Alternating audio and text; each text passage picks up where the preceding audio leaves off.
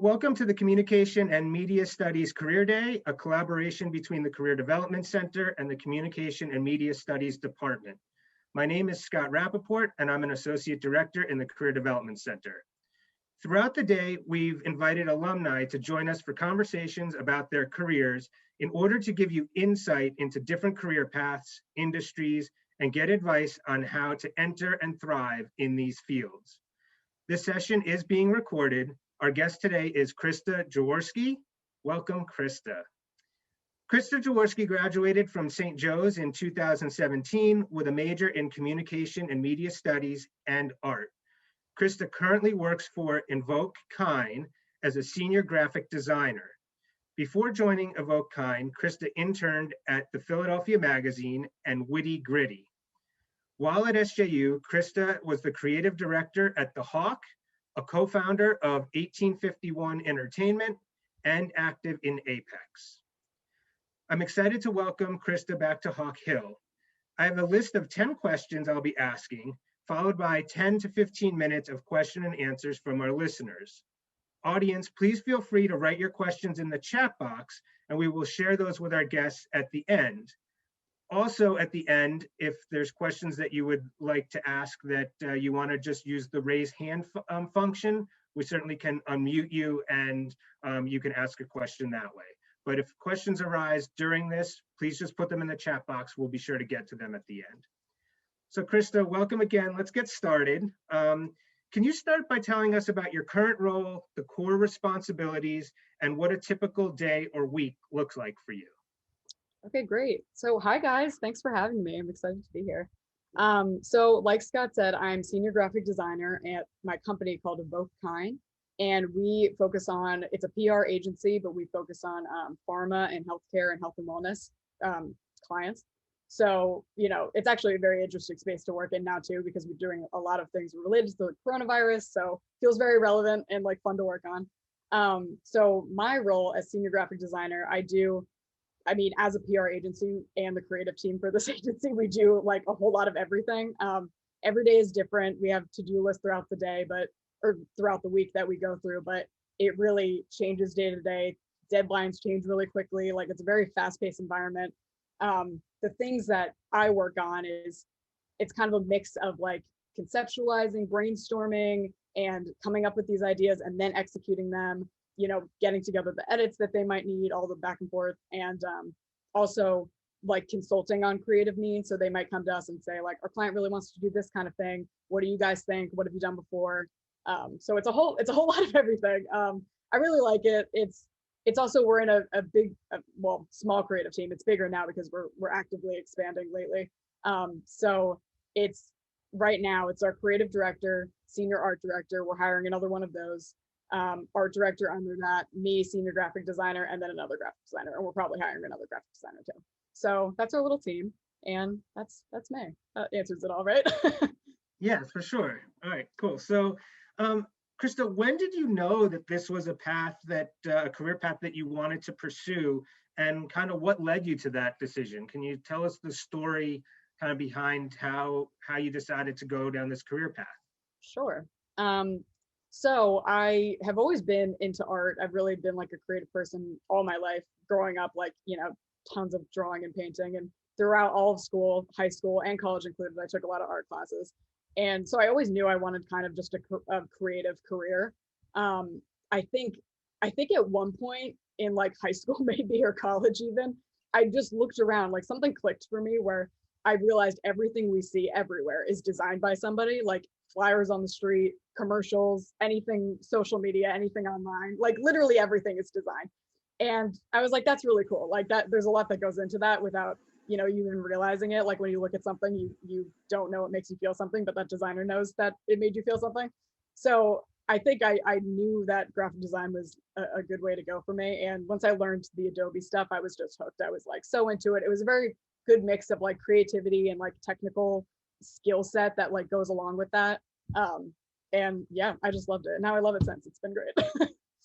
Very cool. So you mentioned a creative career and that you always knew that that was kind of in your future. What is a typical career path for somebody trying to get into a creative career like yours, kind of maybe for an entry-level associate? Is there typical, or is there different ways to get in? Can you kind of talk about that? I definitely think it's not the same for everybody. I think that goes for all career paths, and that's a good thing to keep in mind as well. But usually, generally, you'll probably, like the people we're hiring for entry level at my company, will look for internship experiences, graphic design classes in school, like any kind of design experience where you know the technical skills and you're also exploring other designs, skills within that. So yes, a lot of design internship or freelance experience is always a good place to start. And I lost my train of thought here. Yeah, basically that if we're hiring someone entry level right out of school, that's what we'd look for, or 1 to 2 years of some design experience. And that also like ranges across industries too. Like we're pharma PR, healthcare pharma PR, so we'll look for maybe that for entry level, but it kind of doesn't matter as long as you have attention to detail and a good design experience anyway. It that will translate across. Like maybe you want to go into like fashion, that will also translate into that. So I think it's more just like brushing up those design skills and like administrative skills, like being detail oriented and being organized and listens well, like that kind of stuff. Great. So I'm going to ask you more about internships in a little bit, but I'm glad that you mentioned it and how important they are. So we'll touch on that again. For those of you that are just joining us, please, the best view for you is going to be the speaker view, which will spotlight both Krista and myself. So Krista, what would you say is the thing that you enjoy the most about your profession? And if you could change something, what might that be? I think what I enjoy the most about it is designing all this stuff on your computer and then getting to see it in real life, like in action is the best part. Like whether that be too online, like maybe you're just designing it, but then you see it on social media live and you see people interacting with it. Or, maybe you design something for a conference or for an event and you see like those printed materials out like in this room and people are all around. I think that's the coolest part. Nothing really beats that. And what was the second part of that question? What could I change? Is there something that you could change? What might that be? Sure. I think oftentimes as a creative professional working with non-creative professionals, within our company, I kind of assume that they know everything I know, like something that just makes a lot of sense to me, like technical design world, like I assume they know too, which of course they don't, they wouldn't know that. And they also don't really have a sense of how much time some of the design process takes, really from start to finish. There's a lot of thinking that goes into it, and then trial and error, and then actually doing it, and then, oh, that didn't work, let's try it again. And then like even rendering it, like an animation needs a lot of time to render. So I think if I could change one thing, it would just be like making it clear to everyone else all of the ins and outs of it, so it makes all of our jobs easier to work together. But it's just another opportunity to teach those things to people who might not know. So it's fine. It's also a learning curve. It's not really like such a bad thing. Yeah, that makes sense. So, so you just mentioned learning curve, and I think that for many students, when they get into their first full-time job and the beginning of their career, they suddenly realize that there's a lot of things that they thought maybe they knew but they didn't.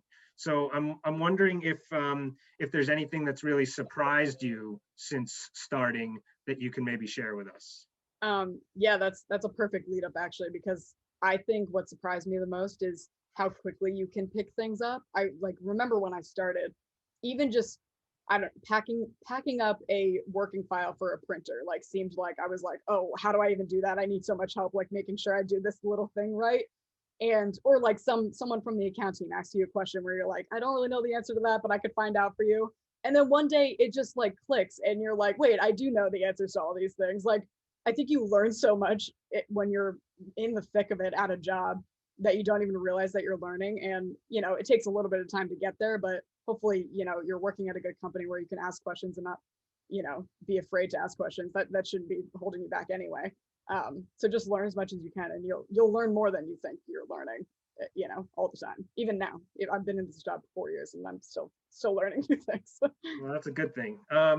So I want to ask a follow-up to that. So when I work with students quite a bit, I hear from them that they might see a position description that they're interested in, but they tell me like, I don't have a few things that are on the position description. Can you talk about, you know, like, how would you overcome that? How might you talk to an employer to say, you know, I don't have these things, but as you just mentioned, like so much can be learned and so quickly, right? So how can you overcome that, and how might you present that to an employer? Sure. So I think what's important to remember as well is if you see a job description online from a company, chances are they're either trying to fill a position from someone who left, or they need more help. So they just put this job description online. So they're kind of like casting this wide net of like, here's maybe what we're looking for. But once we've talked to you, we might realize, oh no, you're what we're looking for. This skill set is what we need to know.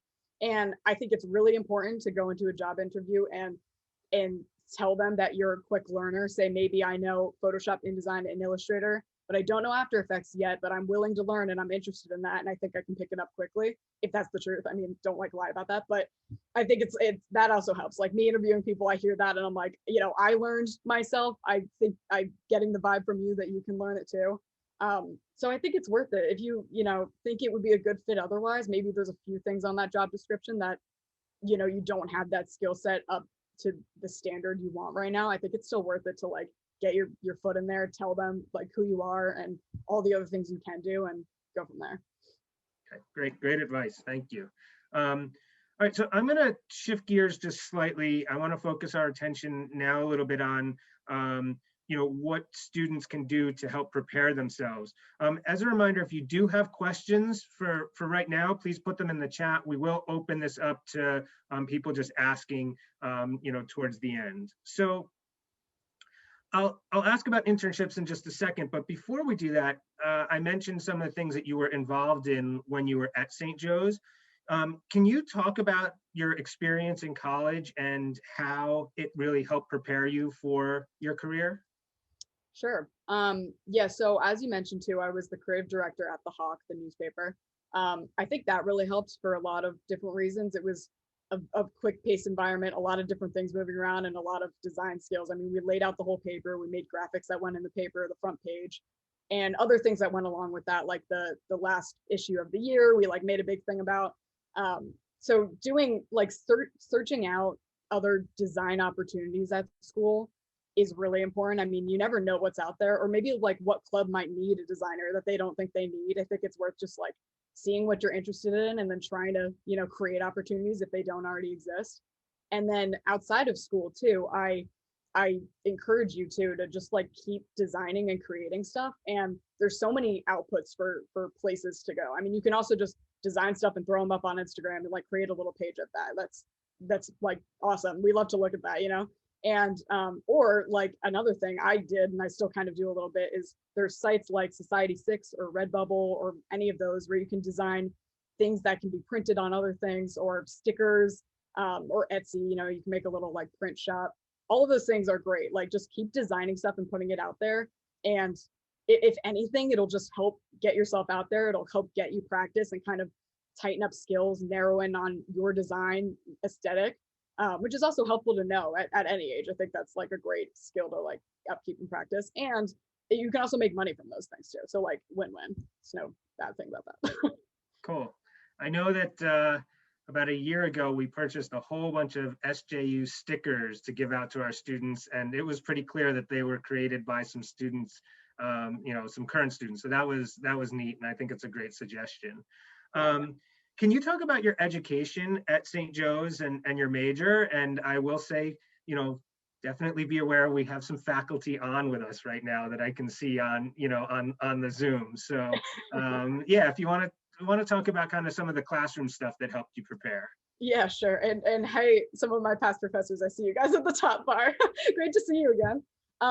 Yeah, so I'm also aware now, when I was at school, there was no graphic design, you know, formal major or minor. I think there's a minor now. Maybe you guys, yeah, I was informed of that. I think that's great. That's like really give students to get a chance to like, take classes really into design, alone, whereas I had to kind of like search out the ones I wanted and put it together. Nonetheless, doesn't really matter. We still like got the classes we needed. But yeah, I thought it was great. It was a good, I loved my communications major a lot because there was such a mix of like those technical skills, like, Adobe Suite, InDesign, Illustrator, like web design classes too, animating classes, video editing classes, and like the theory of communications. I mean, that's like so important too. You want to learn why things look good. You want to like look at it and be like, yeah, this looks better than this for like this reason. And maybe we could try it this way for this reason. Like I really enjoyed that. And also being at St. Joe's, I loved taking all of these other classes too. Like you never know where your passions are going to lie and like where they might help you think in a career job. Like I loved my philosophy and ethics classes, which I don't use every day at like my graphic design job, but it's also like really interesting to me that like maybe in the future that'll come up again. So I think it's a great place. I'm really glad I went to St. Joe's and to start like a graphic design education rather than just an art school. It's like we only focused on, a very narrow set of subjects, I guess. And now I'm in the same spot I guess I would have been if I had gone to one of those schools, I guess. So that just kind of gives you your answer. Like I had a wider education and I still got where I wanted to go. So yeah. That's really helpful. So I've mentioned internships a few times, and I'm finally going to get to the internship question. I know when I introduced you, it looked like you interned at Philly Magazine and then a place called Witty Gritty, which I'm not familiar with, but I was wondering if you could tell us about your internships, how they helped kind of prepare you, and maybe some advice that you might have for students, regarding internships.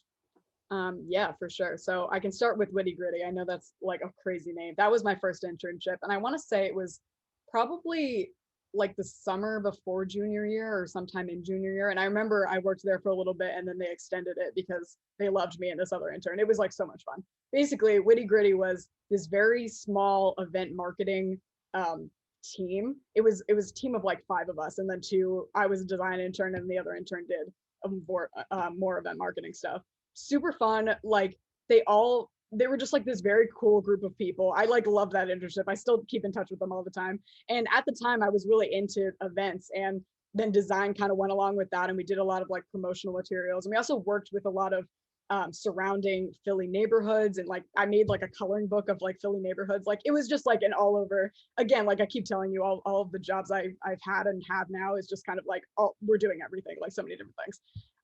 So that was great. I worked there probably 6 months total for an internship. And then I got the internship at Philly Mag, which again, this is an interesting story. And I think this is a good piece of advice as well.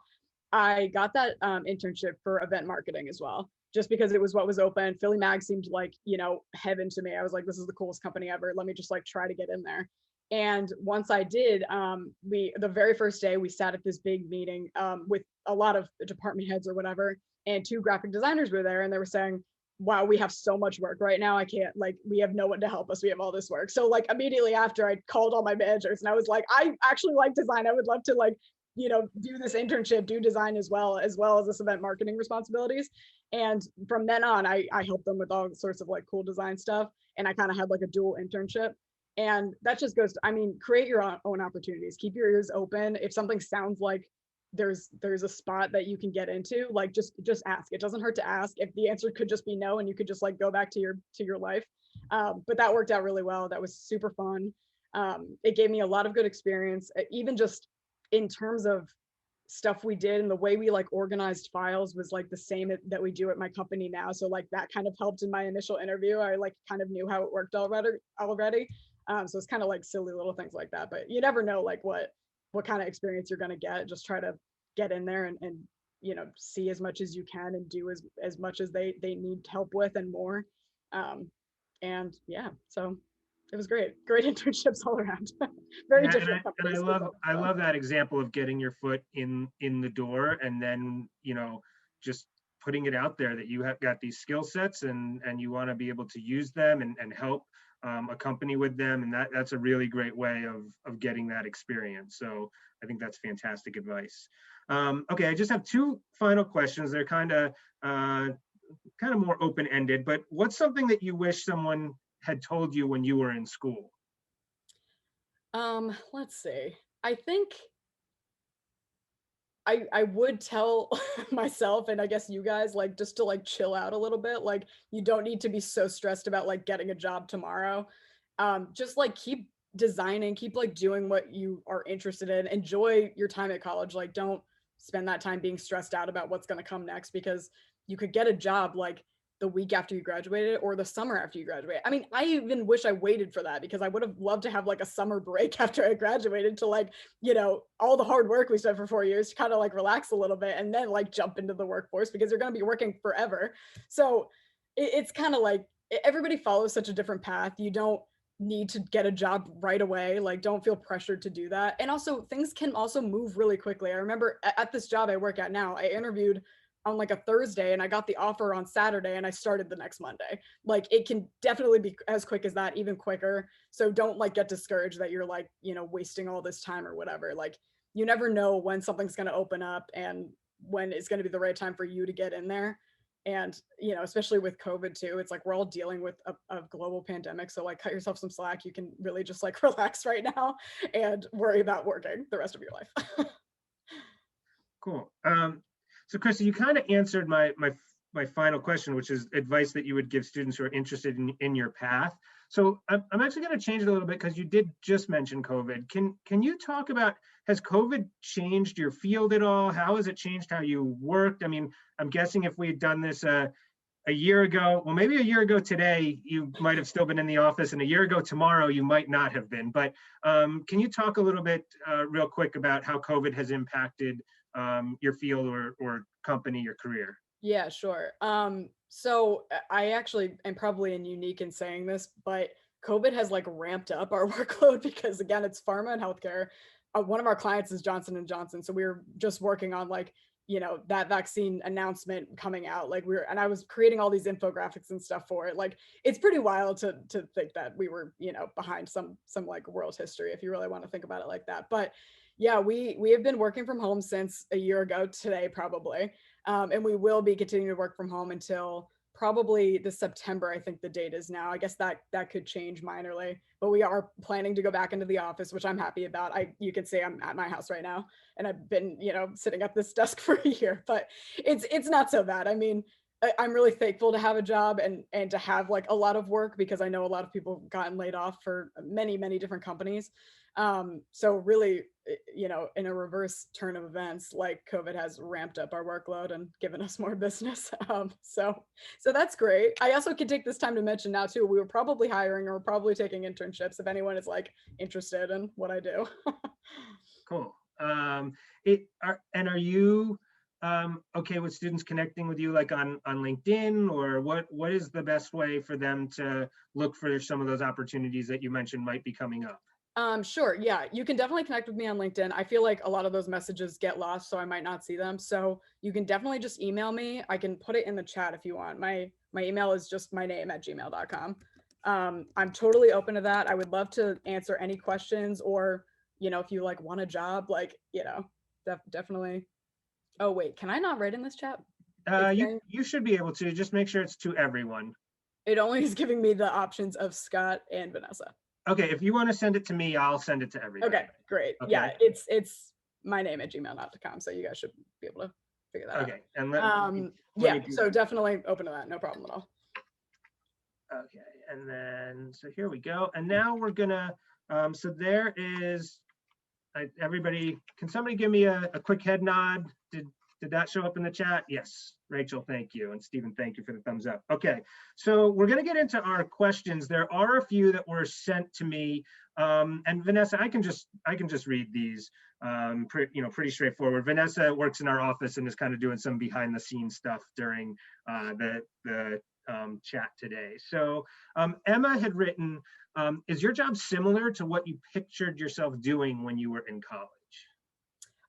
Yeah, I think definitely being in a graphic design role, it is what I pictured, to an extent. I didn't know maybe how many responsibilities or different types of projects I'd be doing every day. And I definitely didn't picture pharma or healthcare, but it kind of like happened that way. And now it's really interesting to me. So that's just, I don't know, I guess that just goes to show you could try different things you might not expect yourself to end up in, and it might work out. Cool. And then Carolyn asked, are there graphic designers who did not major in art? I know that it looked like you double majored. So is art a requirement for graphic design, or can you talk to that a little bit? Sure. Yeah, definitely. I would say it's not a requirement. I just like wanted to take painting classes while I was in school, and I loved the art major I got to take. Definitely not a requirement. I think if that is you, I think some of these traditional art principles might help you in a design world, but art and design I think are very different too. And like you can definitely learn the skill set of design and make really good design and tighten up that skill really well without, ever picking up a paintbrush or like being into art. So don't, get discouraged by that. So we have a question from our faculty. How important is the design portfolio in the hiring process? Yeah, great question. I'm surprised I didn't even get a chance to mention that until now. Portfolio is great. I look at that more like 10 times more than I would even look at a resume. Resume is important, obviously still apply with those. But it kind of like just gives me an overview of like maybe where you went to school and like what kind of led you up to where you are now. But the portfolio is like prime. Like make sure you have your best stuff on there. Don't feel like you need to put everything on there. That's kind of a waste too. You don't want to just like scroll through mountains of like mediocre work. You want to just like look at like the really good stuff. And I was going to mention this too as another piece of advice. I think if you're graduating or, just getting out there and you're kind of not super satisfied with maybe what's in your portfolio right now, just make projects up. Like I'm interviewing you. I don't care if this was real at all. Like if this went anywhere live or if it's totally fake. If you have like some passion and you have a really good idea for like a cool design project, just like totally execute it. Like do a whole brand strategy. Like just go for it and like show me what you can do, because that's more important than, here's a thing I did in class that like was okay. I'm not super proud of it, but like, I made it. So here you go. Like I'd rather see something you're really into and something that's really good that's you spent a lot of time on that you're proud of. Are there other questions that people have? You certainly can put them in the chat. I saw one just come in, or if you want to raise your, do a virtual like raise hand, I certainly can call on you. If we do call on you, please just introduce yourself and tell us a little bit about yourself before your question. So let's see here. This question came in. Do you have suggestions on a format for the portfolio? Online, website, PDF, both? Like, what would your recommendation be there? Okay, so I've seen so many different kinds of portfolios. I mean, even recently we were hiring or interviewing for a senior art director, which is like, years away. I'm not even there, like obviously. And they sent through like a PDF version where it just had everything laid out. Whereas other people will send like a website, like a live website that you can just go to view. So I think there's a lot of options. I like the website route where it's linked to your resume. I can click it really easily. I can get there anytime I want. It doesn't need to be like you sent me some physical document that I have to like, save somewhere. So I like that a lot. And as far as the way it looks, I've seen a lot of different like layouts. I don't know if that was really what you were asking. I'm going to talk to it anyway, but it's just important that it's like clear and easy to like, get where you're going. Maybe a few tabs for a menu to show like, here's some motion graphics I've done. Here's some illustration I've done, like just to make it easy for the person, finding what they might be looking for, as long as it's not like cluttered. But besides that, I mean, you can have fun with it. You can make it kind of look however you want. I mean, we're going into a creative field, so like we're looking for that when we hire you. We want to look for you being creative in different ways. I'll I guess ask a follow-up, not to the portfolio, but maybe to the resume. Are there certain things that you're looking for format-wise? Like when you're all hiring, I'm guessing as a small team, you're part of the hiring process at this point. Kind of what stands out to you on a resume? Sure. So definitely, I mean, I have a well-designed resume. It kind of should go without saying, but if I'm hiring you for a graphic design role, like it should be well-designed. It should be like pretty perfect. Definitely send it in a PDF. I don't know why I sometimes get resumes that are like a Word doc. Like I could go in and edit it. Like, that's just not right. But as far as like the content of the resume too, I always look for just kind of like the few past ones have brought you up to where you are, like where you went to school. That doesn't, again, like I said, it's not like there's a lot writing on that. Like I'm not gonna look down at an education thing because like, oh, that's not a design school. Like they might not have the design skills. It's kind of just more like, okay, good to know you went to college. And the internship experience or freelance experience, like just anything you might be doing the last couple of years that produced some kind of design work or photography work, even like, you know, extra stuff that might come into play, like web design work. I don't know. It's also, it's very helpful to me to see like a list of those skills. I know sometimes people say they don't really like want to, you know, put all those skills right there, but it is helpful to me. Just if you're applying for a graphic designer job, we might also be looking for like photography skills, or if that comes out, I'm like, oh wow, that's great, we're gonna, you know, put that person ahead of it because they have this extra skill set that not everybody has.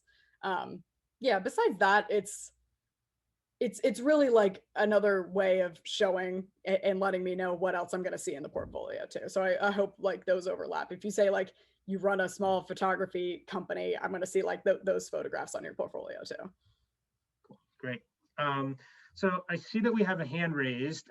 Stephen, if you want to unmute yourself and ask your question, and then after that, I'll go to the question that that Bill asked in the chat. Hey, Krista. Hi, how are Hi, you? it's good Nice to see you. you. For everybody else, I'm Stephen Hammer. I'm faculty in comm. So great, really good stuff to hear. And it's really helpful for us to think about how we advise and even how we teach, which leads me to my question. If there were one course that we should invent in our department that would have been helpful for you, or if we were to say, Krista, design one course for us that would be helpful, what would that course look like? Okay, that's great. I think I would say like a course that specializes in like using many different Adobe apps in one project.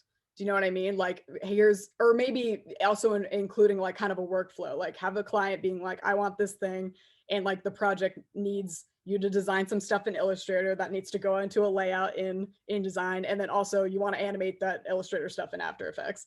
I do that all the time, and I also like enjoy like using all the tips and tricks Adobe has to offer like within each other.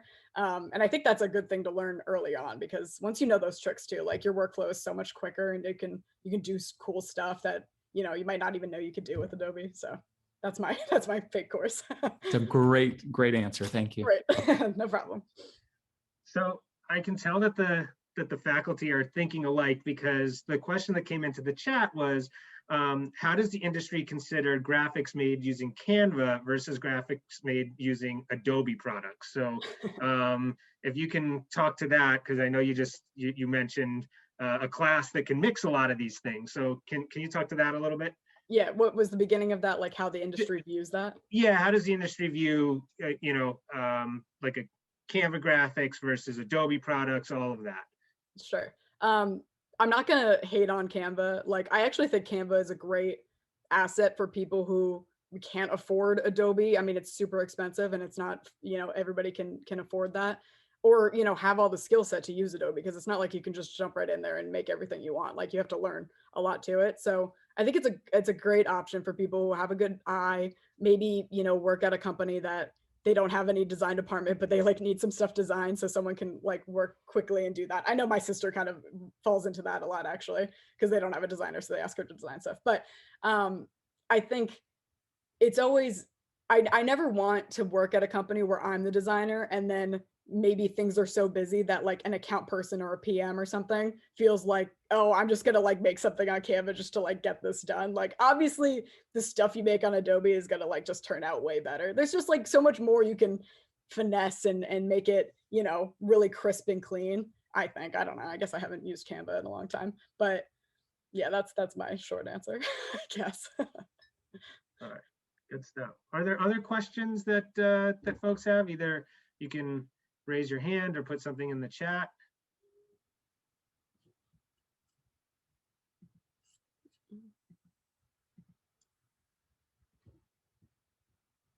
All right. Going once, going twice. Oh, okay. Rachel, I see that your hand is raised. So If you want to just introduce yourself real quick, I think most people probably know you on here, but and then ask away. Hi, I'm Rachel Sullivan. I teach in the comm department. Hi, Krista. It's great Great to see you too. to see you. I'm so glad that you did this. I've been thinking a number of years of trying to get you into my design classes. We finally have an advanced design class, but Oh my God, I'm that's glad great. that you Happy were. to come back and visit That's the school awesome. once it's open. Yeah. One thing I remember, with you in classes, you always had like a really clear idea of like your design voice. Like it seemed like you had your own personal style really quickly. I wondered if that just came naturally to you, or if there were some things that you did, like some practices you did in your classes or outside of your classes to help sort of hone your design style. And that's one thing you mentioned as being important, right? Keep practicing. And you mentioned kind of like developing your personal aesthetic. Yeah, thanks. Yeah, I think it's half something that comes naturally. It's something to pay attention to. Like maybe you're just drawn to certain design aesthetics, and you just automatically create in that way, like without really thinking too much about it. I think a really great thing to do that I do now is when you're scrolling through Instagram too, like save all of cool design stuff to a board. And I just call mine like design inspo. So it's really just like broad. It's like anything I think, oh, this is a cool layout, this is a cool animation, like the colors are really good here for all sorts of industries. It's really just like a catch-all net. I think it's great because also you just have that there always, and or like you can bookmark it online as long as it's like one spot you can go back and visit to is really helpful, because I'll find myself being like, oh, I need to come up with, we're rebranding this whole social campaign or whatever, and I'm like, okay, what's out there, let me see what I liked before, and then maybe kind of translate it into this. I think it's also, your design aesthetic is not like, you could keep working at it and you can keep evolving it. It doesn't have to like stay the same forever. I know that from the portfolio I keep redoing. I keep getting bored with it and having to change the look again. Yeah, it's good to just kind of experiment and see what's out there and see what you gravitate towards, and just evolve it as necessary. And then, kind of adapt it to like different client work too, like infuse your own style into something they might want. So Krista, we had another question come into the chat. This is from Claire Fitzgerald, and she asks, besides learning on the job and doing the extracurriculars and internships at St. Joe's, are there other resources that really would help you to learn new skills or help a student learn new skills? And she mentions YouTube, Adobe resources, etc. I'm going to expand it a little bit as well to say, are there any publications that students should be following, groups that they should be joining, anything that they can do to really help build their skill set out? Yeah, I mean, you're already on the right track thinking of like YouTube and stuff like that. There's so many tutorials out there. And there's even, for a little bit at work too, we subscribed to like Lynda, like LinkedIn, LYNDA. And they had a whole lot of, it might be called something different now, I'm not sure. But it's a bunch of different like tutorials on all different kinds of, skill sets within one Adobe software, like really like fine-tuned. So I thought that was cool. I remember when I was like teaching myself to animate really like fully, I used that a lot. And I think it helps to maybe think up a project, like maybe you want to have something you want to create and start to create it. And then once you run into a problem, like look up a tutorial for that one thing. I think learning by doing like that and teaching yourself along the way helps a lot, helps to like kind of like, actually solidify it. Yeah, I think it's easy. There's just like a lot of resources around, like, the normal places like YouTube. So I think that's a great place to start. And it looks like somebody put in actually Vanessa from my office put in the chat that that they've changed that to just being called LinkedIn Learning. Okay, yeah, that's probably, just, Google that and see lots of good stuff there. I'm not sure if you have to pay for that. I don't want to like steer you in a direction where you have to like, pay for these skills. There's also, of course, classes you can pay for. That's something you're interested and able to do, totally do it. But yeah, there's like plenty of like free resources online that'll help a lot. All right, so are there any other questions? Either put them in the chat or raise your hand. We have just a few more minutes available. Krista, you've definitely covered a lot this morning. I know, I'm caffeinated and ready to go. Yeah, good stuff. I'm glad. I hope this helps you guys. I'm like I said, my email's open. Any further questions or, I mean, whatever, I'm here. I'm in my house all day. So literally I'm here. That's great. All right, well then, everybody please join me in thanking Krista for her time today, providing some great insight into her career. Krista, we hope to see you back on Hawk Hill sometime soon. Hopefully we'll be able to do that in person sometime soon moving forward. Krista, thank you again. Thank you to everybody for your time and joining today. This was really fantastic. So Great, thanks guys. Have a great rest of your day.